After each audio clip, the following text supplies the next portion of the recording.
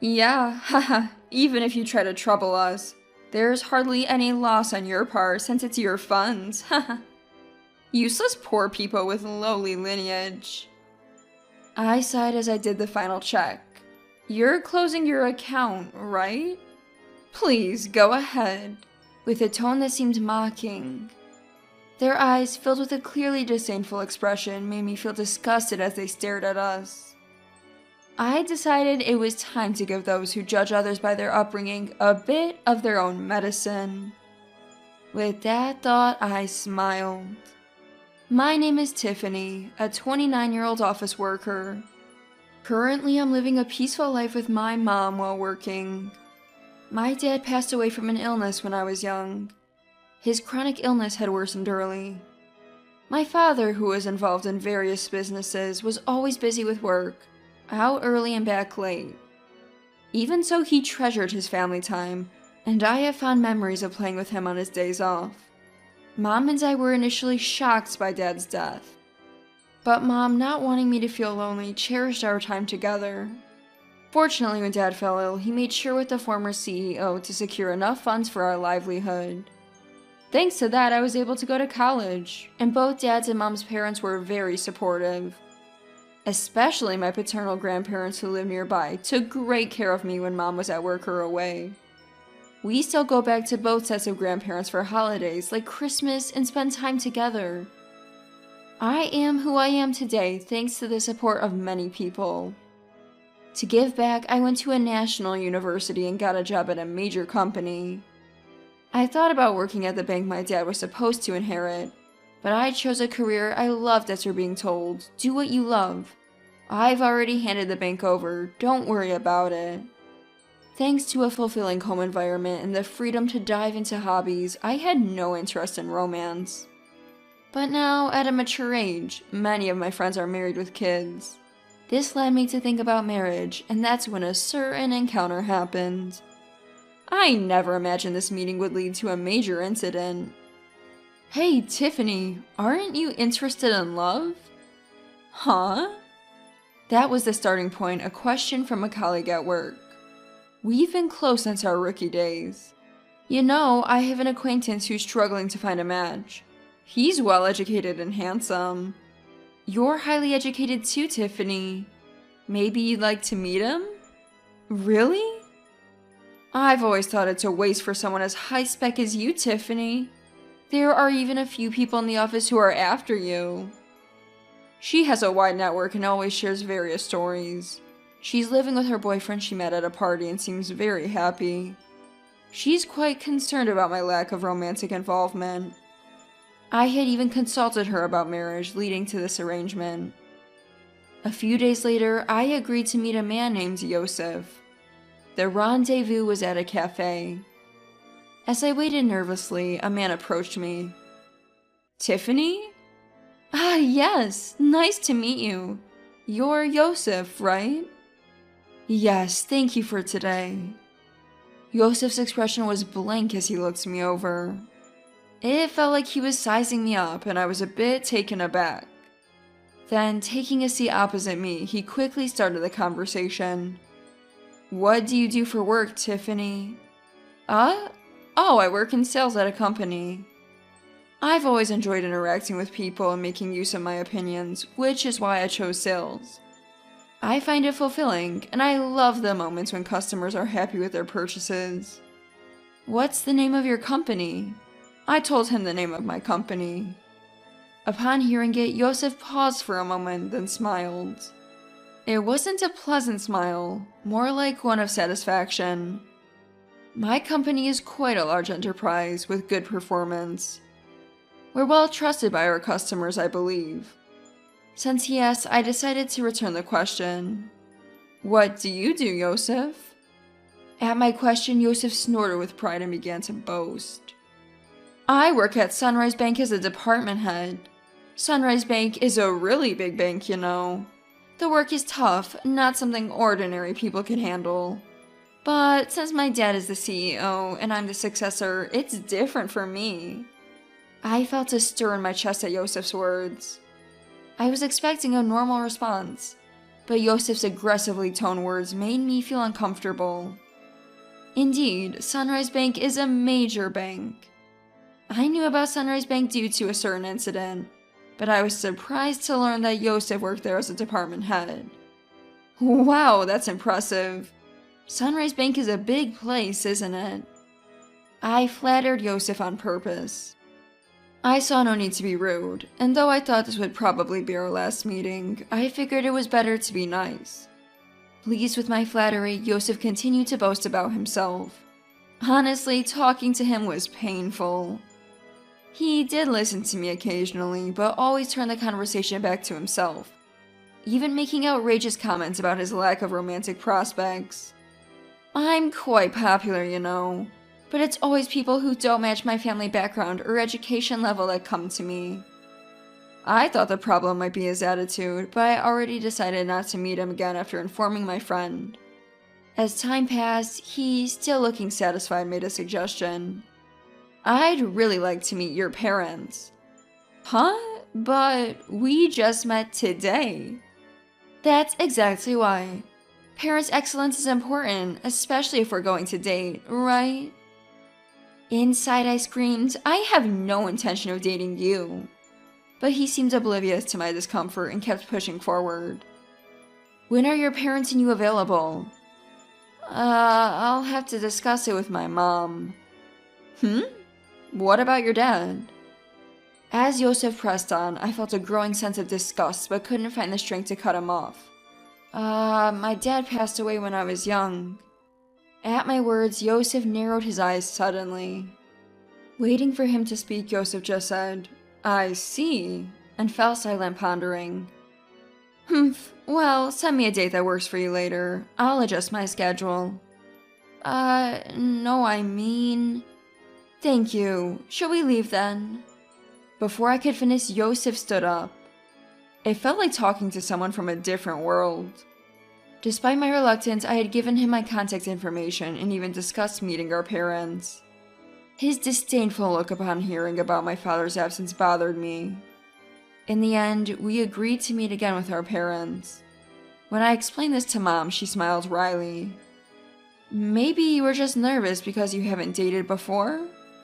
Maybe, but the way he spoke was weird. Well, his parents will be there, right? Just say no if it doesn't feel right. I'll be there too. Thanks, Mom. Sorry for dragging you into this. As I apologized, feeling guilty, Mom laughed heartily. It's okay. No need for you to feel bad. Besides, I'm curious about Sunrise Bank, so let's see how it goes. So Yosef and I arranged a family meeting. At that time, I had no idea Yosef had planned the meeting for such a shocking purpose. On the day of the meeting, we arrived at the place Yosef had chosen. It was a fancy restaurant. It's a big place, isn't it? Yes, it is. Inside, our table was ready, but Yosef hadn't arrived yet. We entered and waited, and shortly after the scheduled time, Yosef and his family arrived. Sorry we're late, the traffic was terrible. Nice to meet you, thank you for today. Yosef's family unapologetically took their seats. Irritated but not wanting to start a fight, I initiated the family meeting. After some time, Yosef's mom, Morgan, with a sly smile, spoke up. So, where is your father? Is he coming later? Huh? I looked at Yosef, but he just smirked dismissively and said nothing. I had already told him my dad was deceased. Morgan acted as if she didn't know, despite having agreed to meet our families. Mom quickly responded in my stead. My husband passed away from illness when Tiffany was young. So today, I'm here as her mother. Mom responded with a calm smile. In contrast, Morgan raised her voice in an exaggerated manner. Oh my! Tiffany is from a single-parent family? I was taken aback by her words. Even after saying my father passed away from illness, her tone clearly carried malice. Being from a single-parent family, life must be quite hard, huh? But she graduated from a public university. That's commendable, right? Really? But still, being from a single-parent family, wouldn't dating her be complicated? Yosef's family's conversation left Mom and me utterly dumbfounded. Despite being present, they spoke so disrespectfully, mocking us as if being from a single-parent family was something bad. Such words aren't suitable for a first meeting. Angered, I retorted in a low voice. "Excuse me, but after Dad passed away, Mom raised me with great care. I owe my current life to her. And isn't it rude to speak about someone like that when you've just met?" "Tiffany." However, Morgan burst out laughing at my words. "Haha, rude. Isn't it more absurd for the daughter of a single parent to think about marrying into a high-class family?" I'm not really into strong-willed women. This is pointless, there's no getting through to them. Thinking this, I just stared at them in disbelief. I had high hopes since she works at a major company. "Well, you'll eventually carry on Sunrise Bank, so maybe she's not quite at your level." As they hurled more insults, I felt no need to listen anymore. Trembling with anger, Mom glared at them. "Did you invite us here today just to look down on us? I've heard from Tiffany about the other day. You're enjoying berating us for being a single-parent family, aren't you?" It was the first time I heard her speak so sternly. "Please stop with the accusations. It was just a little teasing, right?" No one feels good being mocked, and all your remarks are condescending. We have no intention of listening to this any further. Yosef's family looked displeased at Mom's clear statement. Presumptuous for mere commoners." "Commoners, huh? Indeed, that may be the case, but this has made up my mind." Yosef's family looked briefly surprised at Mom's words, but then burst into laughter. They seemed to be thinking, what can you possibly do? Mom sighed and began to speak. "Actually, we have funds deposited with your bank, but we don't wish to entrust them to people like you." "Oh, really?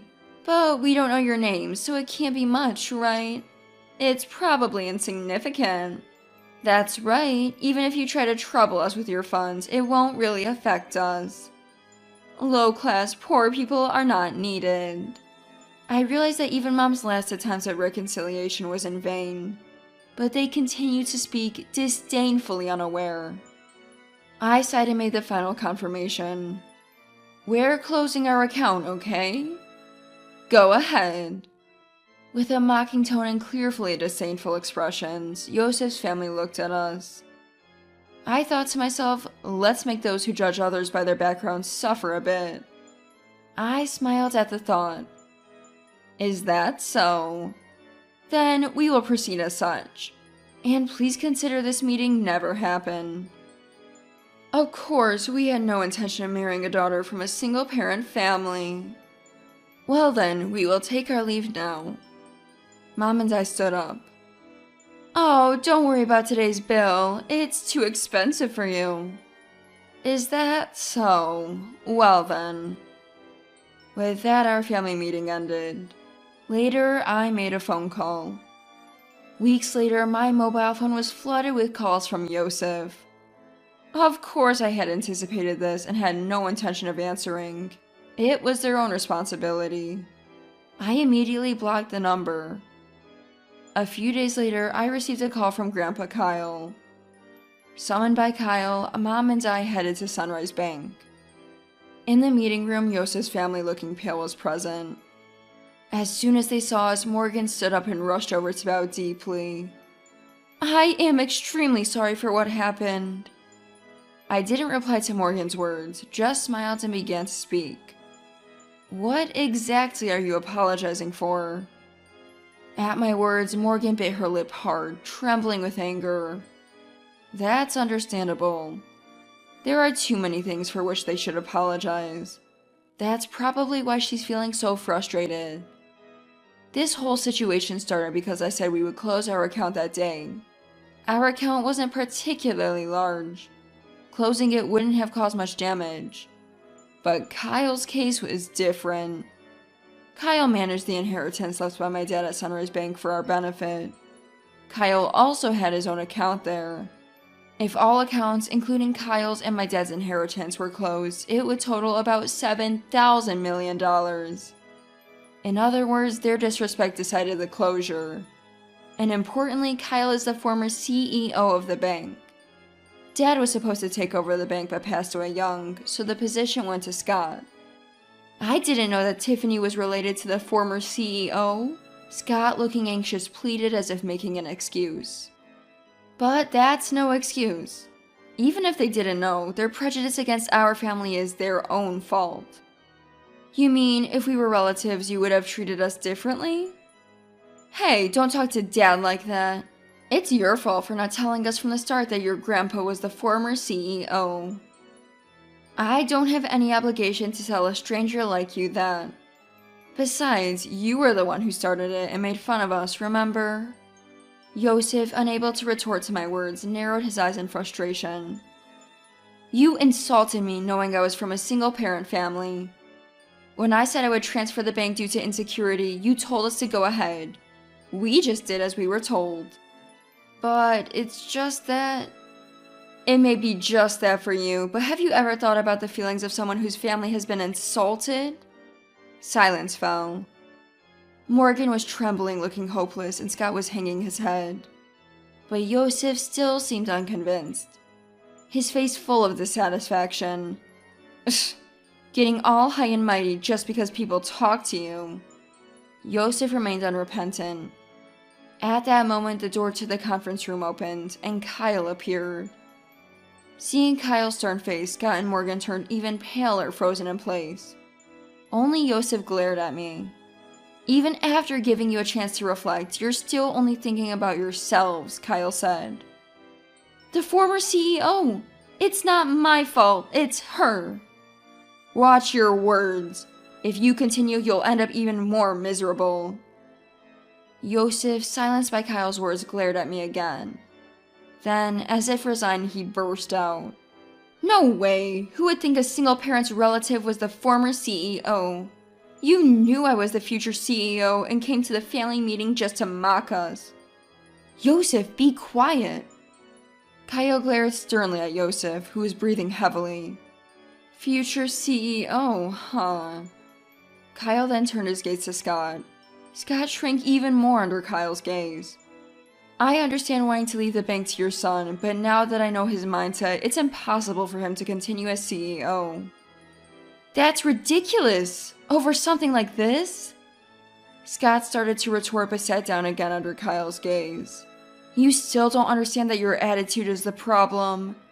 Though I'm retired, the board will decide. If you have something to say it to them. Remember, we recorded the previous conversation in this one. Don't forget that the voice recorder will serve as evidence. I took out a voice recorder in front of the three and pressed play. The recorder started playing back our conversation from the other day. How dare you prepare something like that? It's unfair. It was just a precaution. But remember, you forced me into this situation. Yosef had nothing to say in return, and their faces turned pale. Thank you, we'll handle it from here, they said, so Mom and I left. Ultimately, Kyle didn't transfer the funds, at least not officially. Scott was removed from his CEO position, and Yosef was demoted. Seemingly unable to handle the blow to his pride, Yosef resigned voluntarily. Kyle's influence in the financial industry meant Yosef would struggle to find work in the same field again. Whether Scott knew this or not, he seemed determined to work until retirement, but Kyle said it would be tough for him both mentally and physically. Morgan, who used to wield power as the CEO's wife, apparently started part-time work to maintain her lifestyle, but her character likely made it hard for her to keep a job. I'm really sorry. It's okay, you didn't know, right? I only shared what happened with the friend who introduced me to Yosef. She just heard about him through someone else and wasn't at fault. Mom was initially concerned about being a single parent, but I'm happy now and can live thanks to the support I've received. When I told her that, she smiled and said thank you. After everything was taken care of, Kyle told us to come over to his house again sometime. I'm really grateful for Kyle's help in resolving the situation. Phew, it was tough, but I'm happy now, so it's okay. I have some good news for you. Really? It's not about dating again, is it? It's a friend of my boyfriend this time. He's definitely a good guy. I'm not interested in dating right now, but I'm satisfied with my current life. I want to keep cherishing those who support me. And maybe someday, I'll meet someone I really click with.